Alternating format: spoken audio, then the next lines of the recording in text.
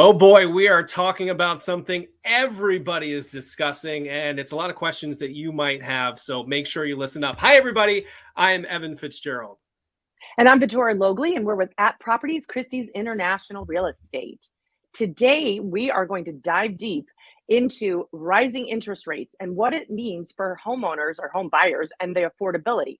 This might sound absolutely crazy, but believe it or not, your buying power may not have gone down as much as you think it has since last spring. So, we're going to dive deep into a few of the numbers now, It does sound crazy, but we're going to right? bring up these numbers. The National Association of Realtors has some really good numbers that help understand or help you understand how things have changed, but maybe not in the way you think. Now, Victoria, we know that last spring, especially here in the Chicagoland area, this real estate market was Crazy. crazy. It was Gangbusters. out of control. Yep. Been doing And this for 19 years and I've never seen anything like it, honestly, truly. and what that meant for a lot of people was that home list prices were going up, up, up, up. And for a lot of people, list price wasn't even all you had to pay. You had to go over and above that to secure a property because it was such a Right. competitive Or market. not do an inspection or not do, various things like that, which is crazy, right? But things have settled down a bit, which actually is probably better for all those buyers that missed out on all these multiple offer situations, which was heartbreaking, I'm sure. But now is your time. Right. And these numbers right here are going to show you why, even with interest rates rising the way they have, your buying power may not have changed compared to that crazy market from the spring in the way that maybe you thought. So we're going to break this down here. And this is a really easy way to sort of look at how things have changed over the last 6 months. And it's pretty representative. So 6 months ago, you're looking at a property. It's listed at $450,000.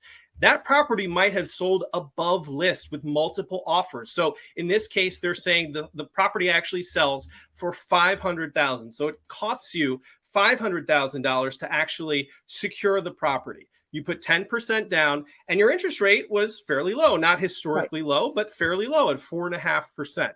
So their math says that your total monthly payment on your mortgage is around $3,028. Okay, fast forward 6 months to today. Same property, $450,000 list price. But now, because list prices are coming down, and we want to make it clear, that doesn't mean property Right. values are coming down, list List prices are price. coming down. Right. And Exactly. Victoria, I know that this is something that you Oh, it harp on drives me all the time. crazy when people are like the values are going down, the market's going down. No, it's not. It's list prices that are going down. And, sellers can't add 50,000, 100,000 to the last highest comp and expect to get that now. You just can't do it. You have to price in the sweet spot, as I always say, right? Right. So So in so this now maybe particular buyers case, can actually, get a little bit of a discount off of a list price. exactly. So in this particular case, on that $450,000 property, you're able to secure the property for $425,000, and from there you put the same 10% down. But your interest rate, I know this is scary, but it's gone up 10%. significantly, 2 full points versus 6 months ago. So we're at 6.5%, and that might make you think, the heart starts racing and says Right. 6.5%. That's a significant change, which it is.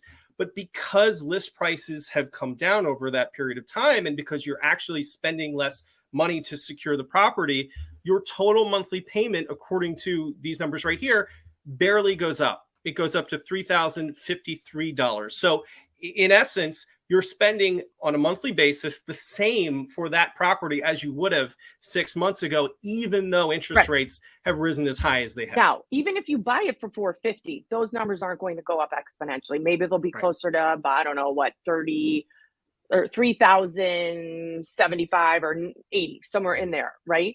The other thing you can do, and you have to talk to lenders, you can buy down points, right? So maybe put a little bit less down and then buy down the points. If you plan on staying in the property for maybe more than 7 years, it might make mathematical sense for you. But I totally agree. Like, even if you get the property for full price or a hair under, you're really not spending that much more. And I know it seems a little strange because it's 2 percentage points Right. higher, but you're not going in with 10 offers. So this is your opportunity. Absolutely. And then another thing that, we want people to think about, and I just want to say ahead of time, we don't predict where interest rates are going to go. We don't know for sure. We know that historically the rates where rates are right now are not historically out of line with what we've seen in past decades. But over time, they could go up, they could go down. So we don't know for sure. But it is possible that over the period of this loan, that interest rates might come back down, which means you would have an opportunity to refinance that loan. And ultimately, if that were to happen, you'd be paying less on your monthly payment than you do right. 6 months ago. Whereas 100%. when you pay that higher price, that's there. That price is not coming down. But one thing I want to say on that, don't count on it. Buy the house you can afford today. Please buy the house you can afford today. Don't hedge your bets. This isn't Vegas, right? Don't hedge your bets. Buy the house you can afford today. And it's a bonus, and you put money in your pocket if it actually goes down, and you can refi. It's a potential pleasant surprise down the line, just something that could be a nice thing that might happen, that opportunity. You're giving yourself the opportunity for that, but obviously you want to make sure that you're budgeting for the fact that the house may cost what it costs for the life of the loan. We don't know whether interest rates will come down, whether they'll go up. I mean, that's sort of the way that it goes historically. So we don't try to be fortune tellers when it comes to that stuff, but it is possible. And so it's just something to think about when you're looking at your long-term planning. So what's your sense? Date the rate. I've heard this. Marry the house, date the rate, right? Like, that makes sense. Got to make sure you can afford what you can afford, but you got to fall in love with the house. That's the most important thing. It needs to be right for your family. And Victoria, I got to say, I mean, we do this for a living professionally, and we're dealing with these numbers all the time. But when I first looked at these side by side, it is a little surprising, even for us, that you're not necessarily paying more on your mortgage than you were before. And that sort of speaks, I think, to how hot the market was in the spring, how high prices had come, and how competitive things were. And not to say that things now, again, we want to harp on this. We want to make sure people understand values aren't coming down, but the difference is the level of competition. It's not, I mean, we were dealing with situations where we would come in with buyers, there would be 10, 12 offers in the first weekend. It was very intimidating. It was a difficult situation. It gave people anxiety, which I totally understand. We're just not in that place anymore. We're sort of moving back to more of that seasonal normalized market. Yeah. There's nothing wrong with that.